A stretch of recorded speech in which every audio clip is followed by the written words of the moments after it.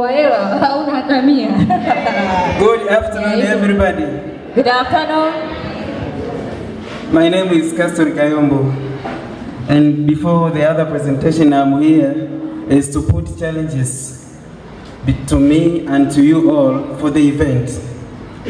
We know that we are in the event of Women Forum, where our contemporary theme, our theme is family in the contemporary Africa. There are things to know when we are talking about an African.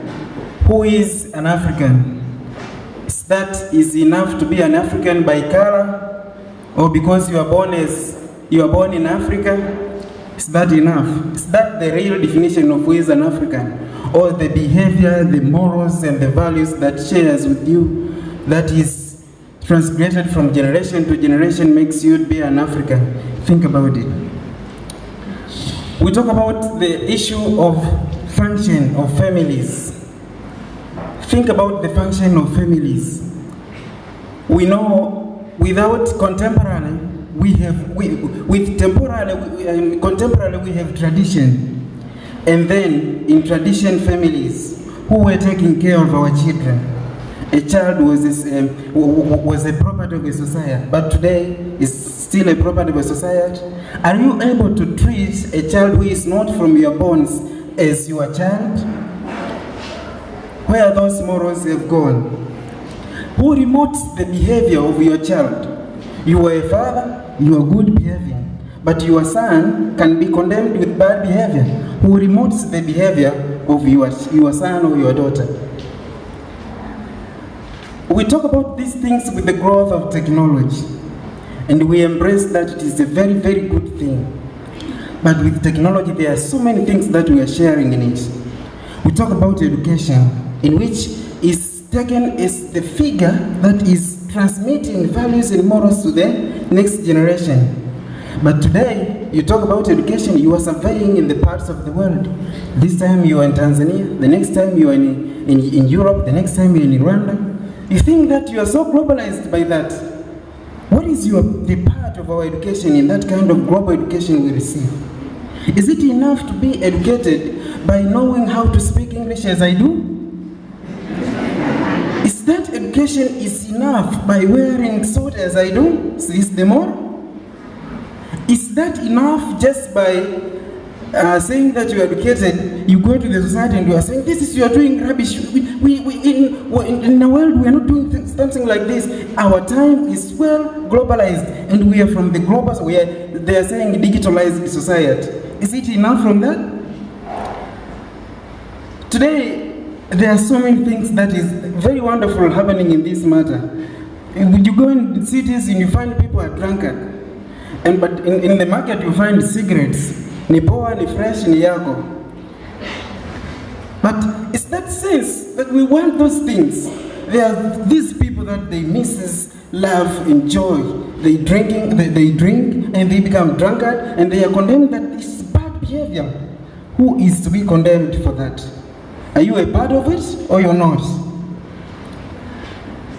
We also talk about the question of divorce and digitalization. Today, marriage are short-lasting. People are getting married with 2 years. It's a time of celebrating their marriage. But after that, I don't like this husband. He's not responsible as a husband. He's mwanaume suruali. But there are things that we should contemplate. Why have we reached to that climax? Do we think that marriage is wedding? Because nowadays when someone wants to get married, the first thing is to prepare a card for wedding. And you'll be asked to contribute more than 50. They're saying that you want to make the day better. Is that the real meaning of marriage? Can we say that marriage is a contract or is a real deal? We talk about the question of parents and time.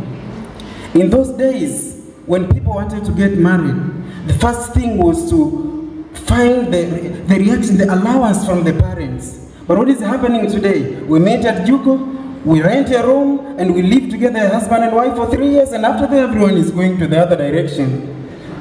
We leave from there, we go back home, and we're saying that she is my wife and he is my husband. You shortlist and you say that it's a problem. But if you could have been involved with your parents on that, could you think it could be easy for you to leave your wife go? Could that be easy? Who knows your wife? Take an example that you were supposed to involve your parent in the relation you have, that you want to get married and your parent is directing you to do so, that this kind of wife is not a wife material and this is the right wife material. You should choose this to be your wife, and you should make this is not the character of the right wife.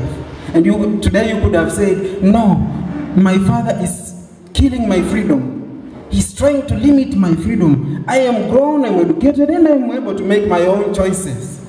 And so to involve you is like to prove that it is not enough to go to school as I am continuing, depending from you in these matters. Experience is the definition of life.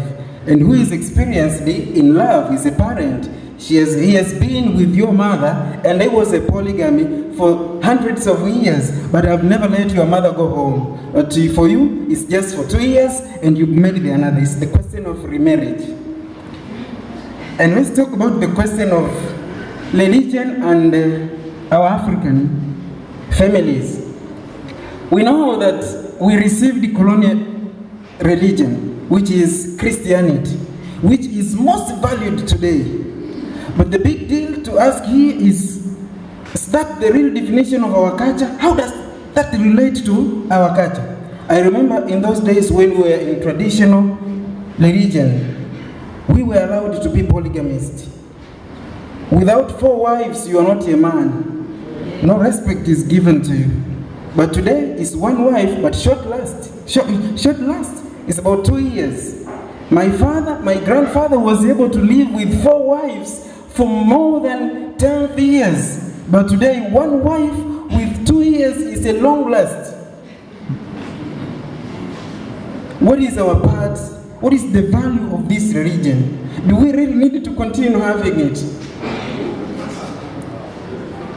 In the reality, there is a big imbalance between men and women. They are saying statistically that when there is 1 man, there is 4 women. And what is happening? It is 1 man for 1 wife in Christianity. But what happens now to ladies? They lack men to marry them. They try sometimes to make sure that they appear in the context that men will have eyes to them, wearing miniskirt, beautifying their face, making their hair so attractive, thinking that that is the category of making them the material wife. But what happens? No man is going to them. They decide to sell their bodies in, they're calling it angulo. Is that enough? Should we go back to polygamy, or should we remain here? And the other thing, and the last one is, what is the future Africa with the development of technology in the name of globalization?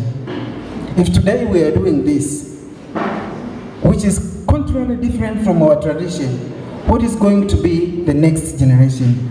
Which kind of generation is going to be for the future? Shall you continue changing? Because you started by wearing your so-called dibwanga, nowadays you're wearing modo. And as we are going, you say that the model is an old style. We think that we should change. Should we really need to change? Thank you for your time.